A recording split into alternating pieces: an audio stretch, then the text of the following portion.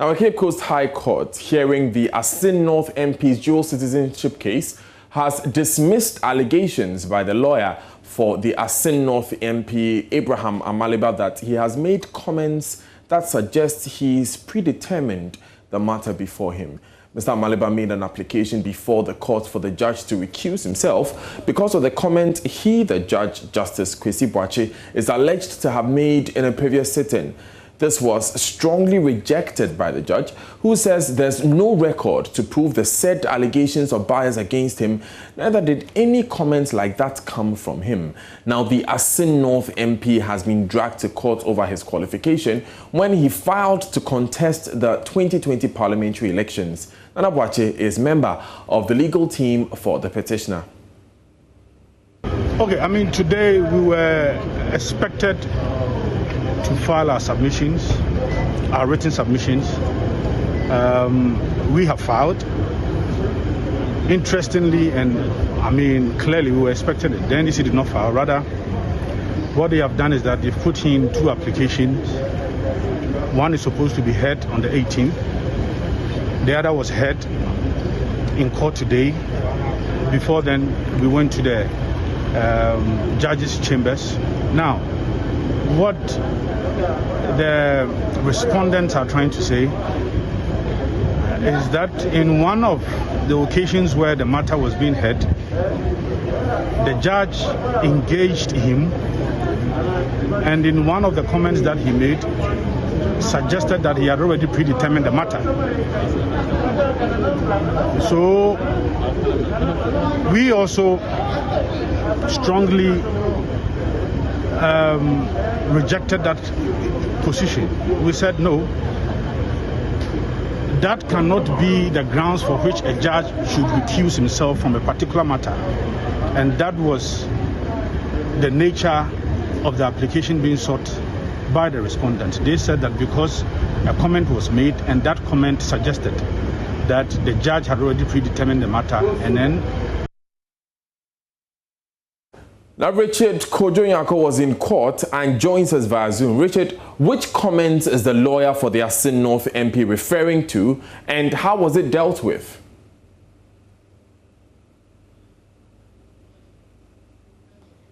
Right, Richard, please unmute your microphones and tell us the comment he was referring to.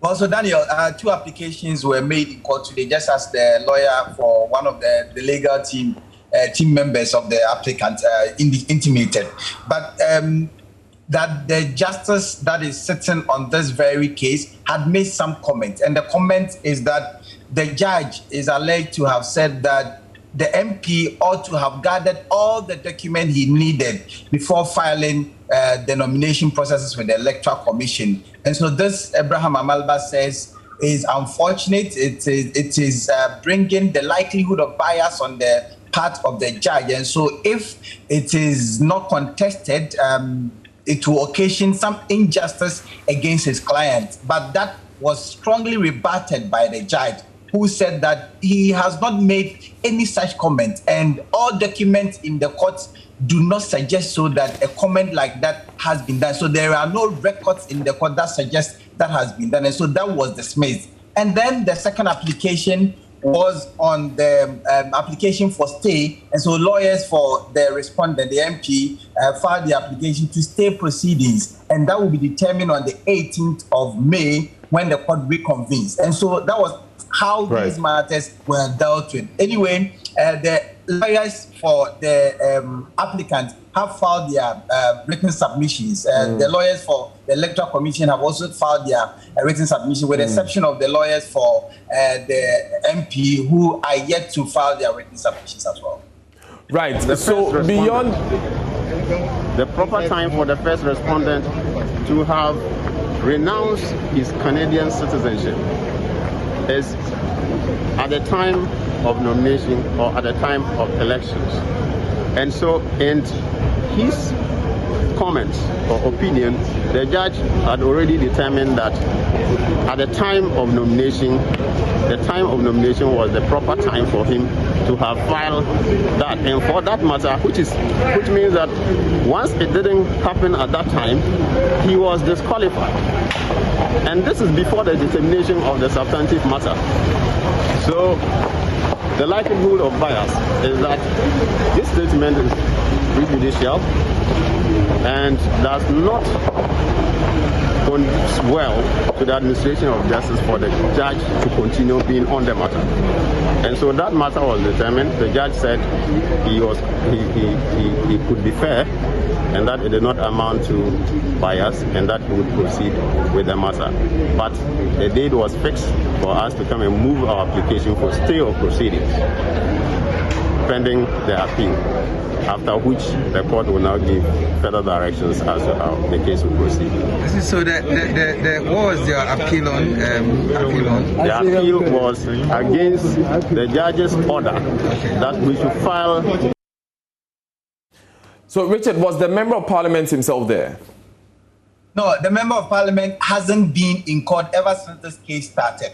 In fact, the person you heard there speaking to us was Osman Al-Hassan, a legal team member for the MP. And so today was the day where all of the parties involved in this matter were expected to file their written submissions so that the judge was going to tell them or announce the date for the judgment. And so it so happened that 2 applications had to come from the respondent lawyers. So what then becomes of the case? When can the judge declare the date for judgment? Well, so that will be after the determination when the court reconvenes on the 18th of May. After that application has been dealt with, then the judge will decide that, well, everything has been cleared, all parties are satisfied, and so the announcement of the date would come. Richard Kojo-Nyako, thank you very much for joining us this afternoon. Away from that story, Registrar of the Scholarship Secretariat, Kingsley Ajimang, says some claims by disgruntled medical students in Cuba are exaggerated. Mr. Ajimang says specifically about the complaints of poor quality of food being served to students that they were due to cultural differences which made the dishes unfamiliar. He spoke exclusively to me as students can now confirm that their arrears of monthly stipends have been paid following numerous complaints on social and traditional media. He says the students have not been neglected. What I would say that maybe they have been heightened. Do you get it? Maybe their claims have been exaggerated because, yes, because before Bill Clinton's before, you've been a student before. You know what it is. You've been a student before when you want to make a particular case.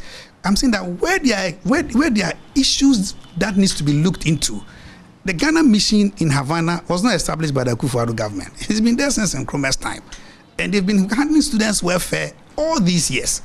So if there are issues, definitely the mission will bring it up. And we'll raise it with the Cuban embassy here, which is a very responsive mission. We'll raise it here. If there are serious outliners, I'm just saying that there could be 1 or 2 outliners, I mean, which we have to try and cope with. But if they get to the extreme where it becomes unbearable for human habitation, I don't think the Ghana mission in Havana will sit on unconcerned. No, because the more or less, they are the parents of these Ghanaian students in Havana. You and I, we're not there or are not there. We can't know exactly what it is. Away from that story, Old Fadama, the slum that houses most of Accra's Kaye girls, has no running water and no public toilets for its over 100,000 residents.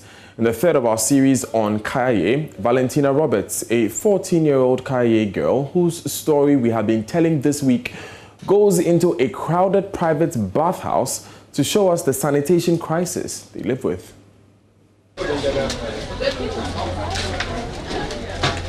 Mr. Demon, my poly free, I can get free, I can feel free, I never cut more sending to me. I got the hammer bone and I tell you, people, to me, the gun, I'm a damn free bone. Just a bonum. Where's that level for the hammer? Been a mix much like do it and I to my head. I gave been a hammer, sit them with 2 nice on it. Don't find a way back here, but Nancy Obogu. Child of a less move for you. It's now like some kind of charity. And the baby penalty at Tata and found upon. I do as you know a child, and you put out a fail and tour. By now, your child abuse him. Pampers more at a fail and drug a fail and mother. I don't know your working.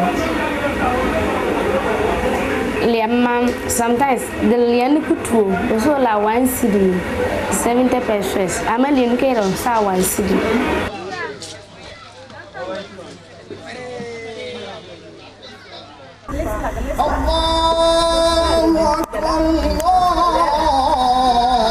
Mashallah, we send each other.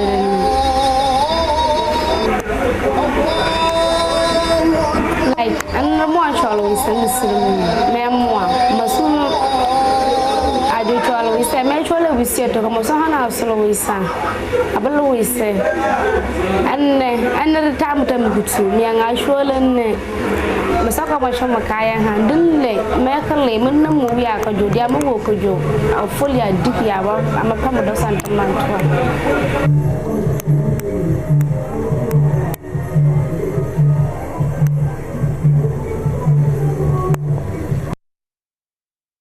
More in this series later this week. Now, as part of efforts to rid Accra of traffic and filth, government is stepping up its efforts to relocate bulk traders of onion, yam and tomatoes from the present location in the heart of Accra to Ajin Kotoku in the Ga East municipality.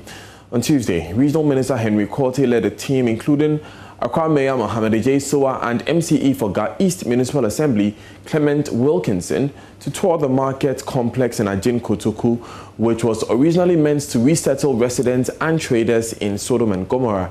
They are assuring a seamless transfer and hope of a cleaner city after the operation. My colleague Kwekwa Sante followed them and came through with this report. It was a well-thought-out plan by government in 2007 when it decided to relocate the people of Old Fadama, popularly referred to as Sodom and Gomorrah, to Ajin Kotoku in the Ga West municipality of Accra. A decade and a half later, the plan is still hanging. But now, an alternative project, a bulk breaking market complex, which was completed in 2011 at great cost, is gradually being overtaken by weeds. The project is to resettle yam, tomatoes, and onion sellers to this part and rid the city of heavy vehicular traffic and afford these traders a conducive environment to trade. This facility was built as part of a redevelopment project at an initial cost of 172.2 million Ghana cedis. Mayor of Accra, Mohammed Ejaisoa, believes this is an important project which must be seen through. We should be able to speed up the process, and we've identified these three products, i.e. the onion, yam, and probably the tomatoes. And if we are able to do so, I'm sure we will reduce the amount of traffic and congestion that goes in Accra. But all over the world, I mean, heavy trucks do not go into a central business district, because they go there, there's no even parking place for them. So they park right on the road and create all kinds of confusion on the road. And that's the essence of we coming here. This place was built way back during the President Kufuor's time. We've seen successive governments have come, we've not been able to relocate them. And there have been some issues, but barring the issues, we still have to take a decision and to make sure that the city have to run. And that's why we are here. MCE of the Ga West Municipal Assembly, Clement Wilkinson, which is hosting the project, says the municipality is ready to receive the traders. You know, this area is a gateway to Accra, and these heavy trucks that go down to the cities disturb a lot, and it gives a huge traffic. But if they are able to come here, it's going to reduce the traffic. So we welcome the idea that they should come around. It's a big space here. You can see the stores and the shed and everything. So we welcome them, and we have really prepared. If you see the ground, even the ground is tight. It's not like where they are now. So at least we have prepared. This market is made up of 2 large sheds, rows of shops numbering about 95, a fire service post and a police station. Greater Accra Regional Minister Henry Korte notes that the facility will rid the city of traffic and make Accra a cleaner city. As we keep saying, under the Let's Make Accra Work agenda, one of the issues is to tackle sanitation head on, and also the indiscipline in the country, in the region. So as part of decongestion Accra, that area, as the mayor said earlier, we are not saying that we want to make life uncomfortable for them, but we think that moving them here rather will boost their businesses. Because as you can see, I doubt even when you go to the yam sellers whether they have a place like this to keep their yam. So this is a better, more modern approach for them to do business. This project in Ajin Kotoku was expanded at great cost to the Ghanaian taxpayer. It was supposed to rid the city of filth and also to decongest the city, as it was bringing some of these heavy trucks to this place, the yam traders, the tomato sellers, as well as the onion sellers, to this place to rid the city of filth, as well as to rid the city of unnecessary traffic. But close to 2 decades, this project has still not come to realization. The regional minister, as well as some MCs, are making it a top of the agenda to ensure that this is open as soon as practicable. Reporting for Joy News, my name is Kweku Asante, reporting from Ajin Kotoku. Now, the Church of Pentecost has built and donated a prison infrastructure to the Ghana Prison Service at Idra in the Ashanti region.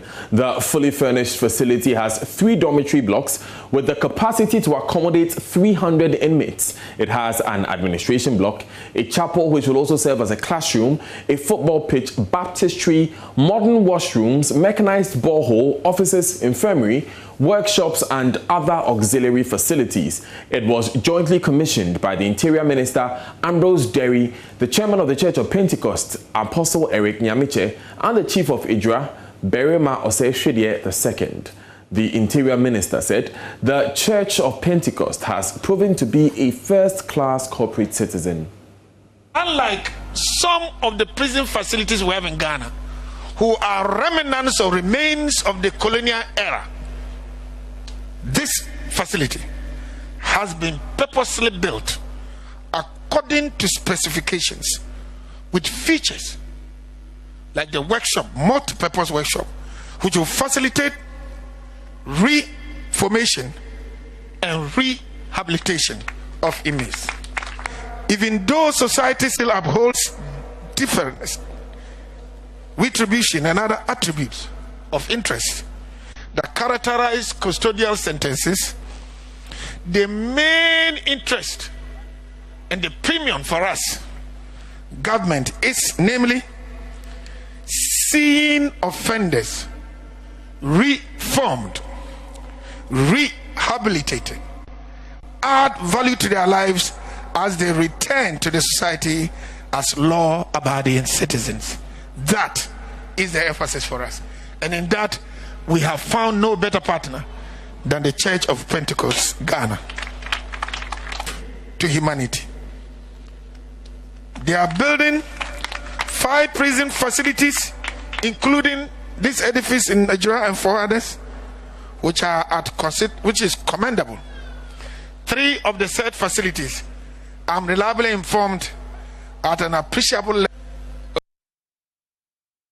Now, speaking on News Desk earlier, General Secretary of the Church of Pentecost, Apostle Alexander Nanaya Kumilabi, explained the rationale behind the prison project and the Church's Vision 2023. And I think it is time we got up for us to be counted as people who really read the Bible and understand. The Church is not there for leaders to amass wealth. The Church is supposed to be a conduit of blessing to the society. We gather the members, we preach the gospel to them, we encourage them to give. The monies that come into our coffers, leaders are not supposed to use it on themselves. They are supposed to use it to put up schools, to support the developmental agenda of the government and other institutions in the country. So yes, we extend a hand to our brothers and sisters in other religious organizations to come on board, help us together, as it were, fix the nation, so that together our presence will be felt. And therefore people have hope the Jesus that we profess to be following. Now, the church is building prisons and government is building a cathedral. It's one of the trending reactions to the project. The apostle touched on the importance of helping the weak. Let me respond by saying we have not failed humanity and Ghanaians. I think history will bear us out that the various educational institutions that we have in this country were put about by Christian institutions, as it were. Jesus, when the woman broke the alabaster bottle on him, and Judas and others complained, Jesus said, the poor and the sick and the vulnerable will continue to be with us. Having said that doesn't mean that we should not extend a helping hand to them. So far as these people continue to be around, that's why Matthew 25 is there. It means that when somebody finds him or herself on the wrong side of the law and is incarcerated, Jesus will ask us, when I went there, what did you do? We asked, when did we find you in prison? They said, people were there and you didn't do anything. So we're hiding behind that to do just that. And as Hebrews also commands us, we are supposed to remember them. So going to them doesn't mean we have failed. It's just a clarion call. It's just an awakening that has come to us that, hey, we can't continue to neglect these people. Coming home, we have a lot of scholarships in our church. And if you get a copy of the State of Church address recently read by our chairman during our council meeting last week, you bear me out. We are doing a lot. As I said, Pentecost, we don't want to always showcase what we do. So let me rest my case on that. But contact our various offices and know the various support we are giving to our members in relation to scholarships. And we have a lot of schools around, over 83 basic schools we have. And we have Pentecost universities there. And then we have also, as I said, we've been constructing a lot of boreholes in the countryside. We think we are contributing our widow's mite to the society. Right. Away from that story, Idra College has taken an early lead after round 2 in the ongoing Central Region National Science and Maths Quiz Championship. The regional championship offers schools the opportunity to compete with their local rivals ahead of the main competition. We will be going to the University of Cape Coast shortly for updates, but first, Maxwell Agbagba has more on the contest today. It features Infantswim School, Wesley Girls, St. Augustine's College and Swedru Senior High School. Maxwell joins us from the University of Cape Coast. Maxwell, what's the latest with Addisadel Holy Child, Agri Memorial and Edinaman SHS's contest? Well, Daniel, the contest ended about 10 minutes ago. Addisadel College won that particular contest. So they've qualified to the grand finale of the Central Regional Championship. Now, some bit of background. The Central Regional Championship actually started in 2019.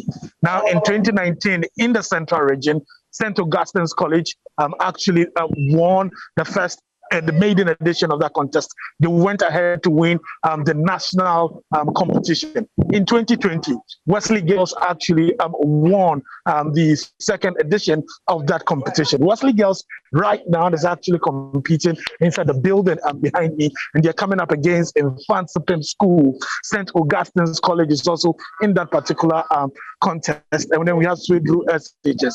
So 3 big names you would want to call in NSMQ history: Infantswim School, St. Augustine's College, Wesley Girls Senior High School, and then Swedru SHS in that contest. So we are waiting for the.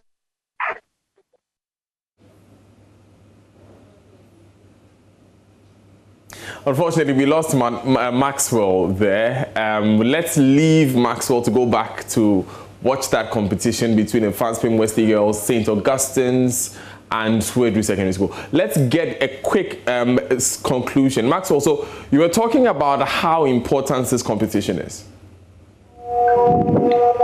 Yeah, Daniel, so it offers the students or the schools the opportunity to compete amongst themselves to know their strength, and also it's a battle for supremacy or superiority, in this region. In Greater Accra, Presec Legon won the Greater Accra regional competition, last week. So now it is the scan of the central region. We want to know which school is the best school in the central region. Is it your school? Is it Wesley Girls? Is it Franzopim? Or is it any of the competing schools here?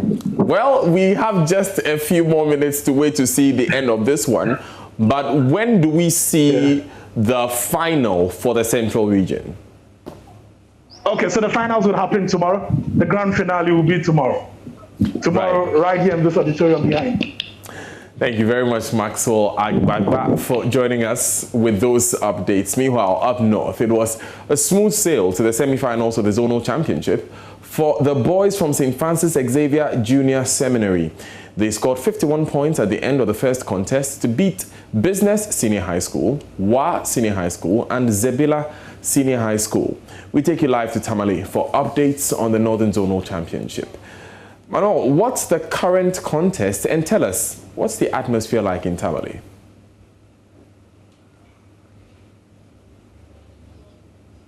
Please unmute your microphone, Manuel.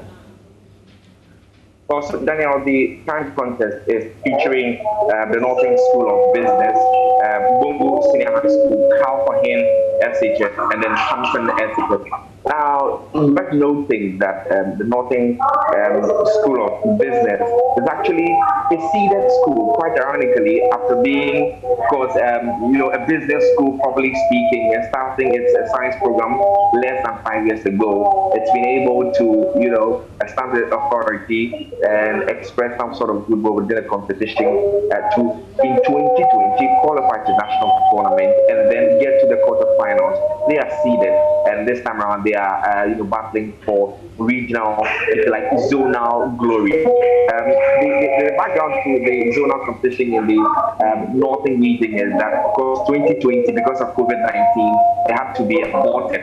And so it wasn't conducted in 2020. But in 2021, out of 5 regions, northern, Savannah, Upper East, Upper West, and of course the Northeast region, 20 schools are in the next 3 days, starting from today, of course, battling for the Northern Zonal glory. The way to be seen, of course, the first contest has ended, and then the boys from St. Francis Xavier Seminary won that contest for 51 points. 51 points. Now, the closest of the competitors that faced them in the 4, of course, in that particular contest, all the 4 schools was the Business SHS, which got 19 points. Business SHS, and then YSHS got 14 points, and Zebila SHS got 8 points. And so, really, it's been exciting, but more and more championship contests waiting to be conducted in the day. There are 3 more. I'll bring you updates, Daniel. Thanks, Manuel. We'll be waiting for those updates later in the day. You're still live on Joy News today with me, Daniel Daze. Stay with us.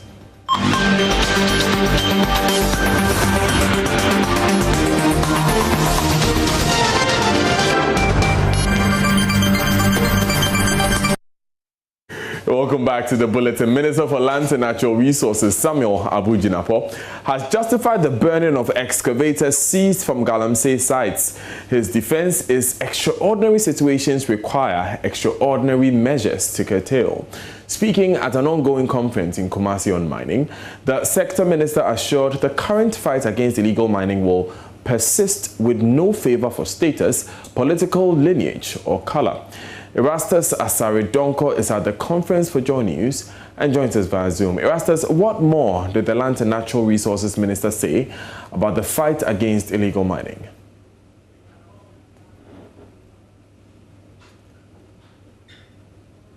Right, Erastus, you would have to unmute your microphone, please. Yeah, the Lands Minister has been re-echoing his stance against illegal mining, and he has also been justifying the burning of the excavators by the Operation Halt team on the field.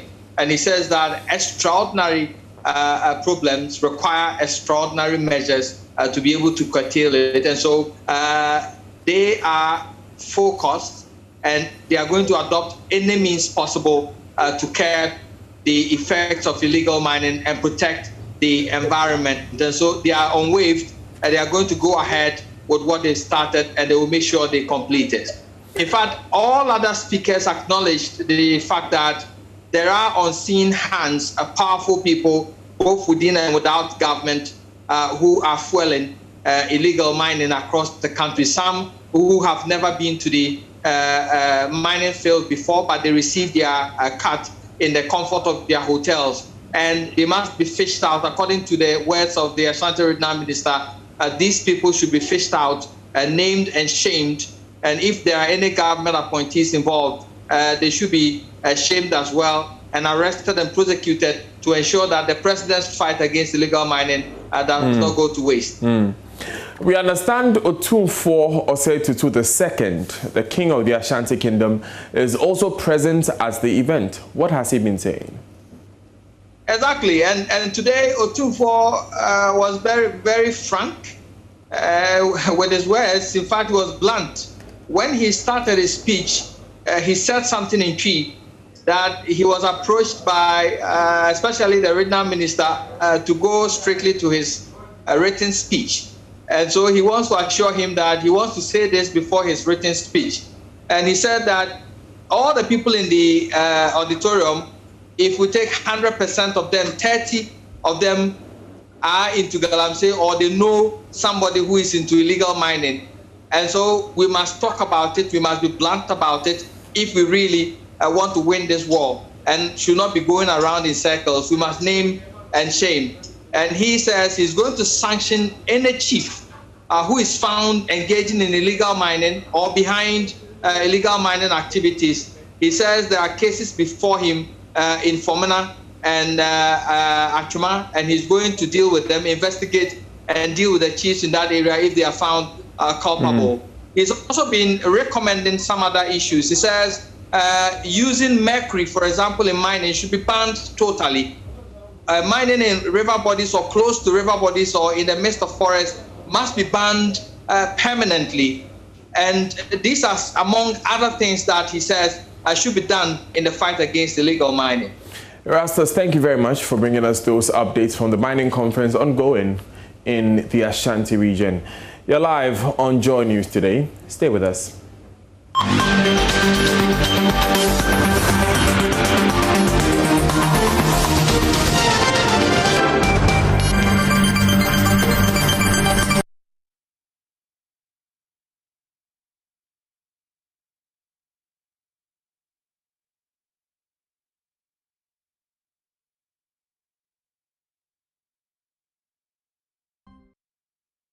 Good afternoon. Welcome to Business. My name is Darrell Kwao. Let's begin with the latest inflation figures. Inflation rate for the month of April 2021 has fallen to 8.5%, a drop from 10.3% recorded in the previous month. Now, this is the first single-digit rate recorded in the year after the ravaging effects of COVID-19 on the economy. Even though this is the lowest rate recorded, it is higher than what was recorded same time last year. Government statistician Professor Samuel Enim has been speaking to the media. CPI rate of inflation for the month of April 2021 is as follows. CPI for April 2021 stood at 126.6 relative to 116.6 in April 2020, indicating a 10.0 index difference between April 2020 CPI and April 2021 CPI. Using these relative CPIs for the month of April in 2021 and April in 2020, year-on-year inflation for the month of April 2021 stood at 8.5%. This means that in the month of April 2021, the general price levels were 8.5% higher than April 2020. Putting these figures in context, we'll recall that in the month of March 2020, that is pre-COVID-19 levels, rate of inflation was 7.8%, and at the peak of the COVID-19 in April 2020, when we saw the first jump in inflation rate, inflation stood at 10.6%. On a month-on-month basis, that is between March 2021 and April 2021, inflation stood at 1.5%. This also compares with 0.9 that was recorded in the month of March 2021. Now, the Chamber of Cement Manufacturers Ghana is urging the Ghana Standards Authority to step up checks to ensure there is quality cement on the market. The Executive Secretary of the Chamber, Dr. George Dawson Amwa, says this will go a long way to help the industry. Here's more. The cement industry also went through a difficult period during the COVID-19 pandemic.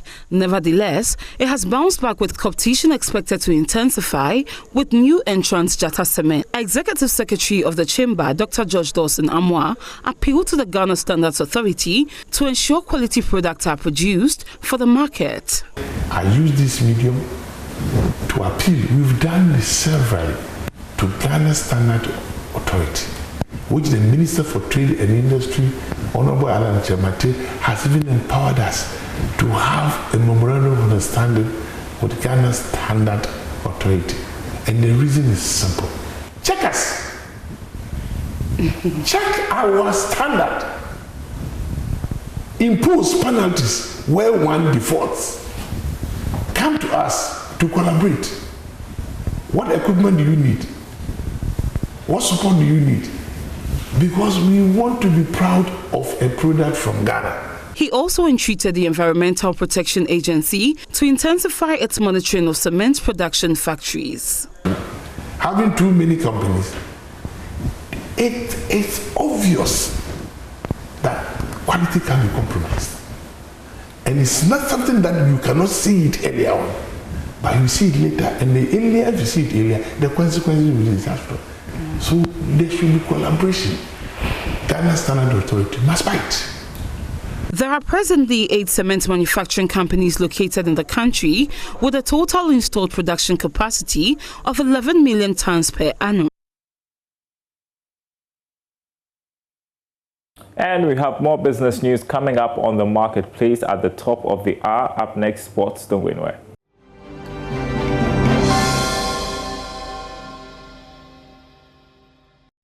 Hello, time now for sports on Joy News. Today, I am Muftau Nabila Abdullah. President Nana Akufo-Addo has fulfilled a promise made to the Black Satellites for winning the 2021 Africa Under-20 Cup of Nations in Mauritania. The president pledged to give each player $10,000 for winning the tournament and honored his promise through Youth and Sports Minister Mustafa Usif on Tuesday. There is more in the following report. The president redeemed a promise made to the players for winning the Under-20 African Cup of Nations in Mauritania earlier this year. The national U20 team was promised $10,000 by the president of the country when they presented the trophy won at the tournament to him in March this year. A financial reward was made to the team to be split into 2, of which $5,000 was to be set aside as an investment plan for the players over a 10-year period, while the remaining $10,000 was to be given to the players in cash. The president redeemed his promise through Youth and Sports Minister Mustafa Usif, who presented the money in its cedi equivalent to the president of the Ghana Football Association, Ket Okreku, and a chairman of the U20 Management Committee, Dr. Randy Abe, on Tuesday. The president personally donated an additional amount of $5,000 each to the skipper of the team, Daniel Afriye Banier, for leading the team, Abdul Fattah Isaku for being adjudged the best player of the tournament, and Danlad Ibrahim for being the best goalkeeper of the competition. Head coach Abdul Karim Zito was also promised $5,000. The pledges made to the players and the coach have all been honored. The Satellites defeated the Hippos of Uganda 2-0 to win the competition. To Premier League football, Legon City's assistant coach Wahid Mohammed is confident of his team's chances of beating Liberty Professionals later today. The Royals, who are fighting to survive relegation, have not won a league match in 4 attempts, but Wahid believes that will change effective this afternoon. You see, during our last match, we see we attack, we defend, we attack, we defend. And the most we see that mostly that's the easiest way to counter your opponent. If you can protect your own goal post and make 2 or 3 chances, at least you can bury one and keep the result clean sheet. How confident are you that this Liberty side is a team we can beat? Yeah, I'm confident in my players, not them. I'm confident confident in my players. I'm always concentrating on my boys, and upon the preparation that we made the whole of last week and this week, it will be good for us to at least win the match. It's better.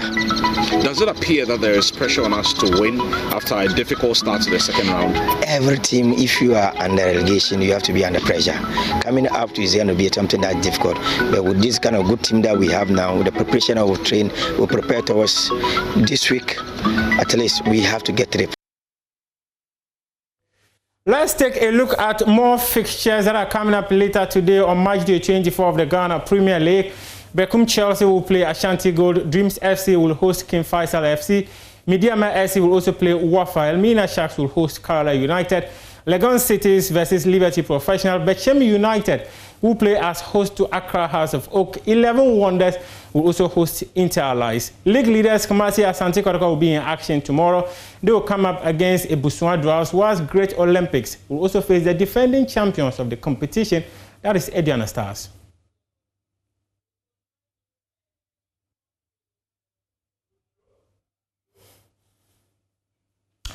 We'll have more stories to share with you at 2 p.m.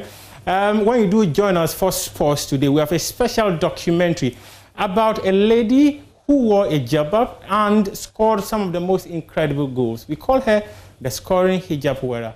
That happens at 2 p.m. Muftau Nabila Ablai, and this has been sports on Joy News Today.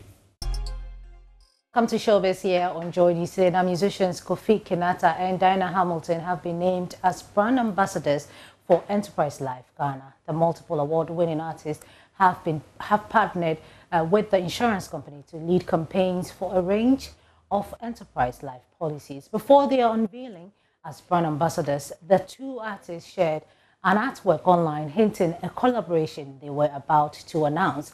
Lots of people thought they were about to release a song until the unveiling on Tuesday. So the two of you have created an impression that you are coming to release a track. Is that a track we are to expect, or this was it? On Chance, we've got life, and this is Enterprise. You've got life.